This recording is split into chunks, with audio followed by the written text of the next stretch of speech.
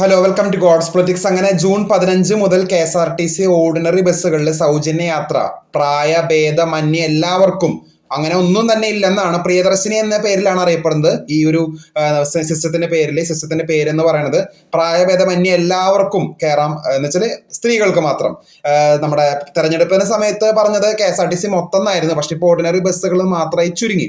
70 കോടിയോളമാണ് ബാധ്യത എന്ന് പറഞ്ഞ് 800 കോടിയിലധികം ഒരു വർഷത്തിൽ KSRTCക്ക് ആ ഒരു വരുമാനക്കുറവ് അത് വരും. അത് സർക്കാർ തന്നെയാണ് KSRTC കൊടുക്കുക. പെർ മന്ത് 125 കോടിയോളം അത് സർക്കാർ KSRTC കൊടുക്കണം. 100 ദിവസത്തേക്ക് ട്രയൽ റൺ ആണ്. ആദ്യം ഓർഡിനറി ബസ്സുകളിൽ മാത്രമായിരിക്കും സൗജന്യ യാത്ര. പതിയെ മറ്റ് ബസ്സുകളിലേക്ക് വ്യാപിക്കാമെന്നൊക്കെയാണ് VD സതീശൻ ഇന്നത്തെ പത്രസമ്മേളനത്തിൽ പറഞ്ഞത്. പക്ഷെ എത്രത്തോളം പ്രാവർത്തികമാക്കുമെന്ന് നമുക്കറിയില്ല. കാരണം ഒരു ഇന്റർ ഡിസ്ട്രിക്ട് എന്ന് വെച്ചാൽ ഒരു ഡിസ്ട്രിക്റ്റിൽ നിന്ന് അടുത്ത ഡിസ്ട്രിക്റ്റിൽ പോകുമ്പോൾ അത്രത്തോളം നഷ്ടമാണ് KSRTC. അല്ലെങ്കിൽ തന്നെ കട്ടപ്പുറത്താണ്. ഇനി അതിന്റെ ഇടകൂടെ ഇനി അതും കൂടി ആയാൽ ഓൾറെഡി കട്ടപ്പുറത്തുള്ള KSRTCനെ പിന്നെ വാനിഷ് ആക്കാനുള്ള പരിപാടിയും കൂടിയും സർക്കാർ വക നീക്കേണ്ടതായിട്ട് വരും എന്നാണ്. കൂടുതൽ അപ്ഡേറ്റ്സിനെ ചാനൽ സബ്സ്ക്രൈബ് ചെയ്യുക. താങ്ക്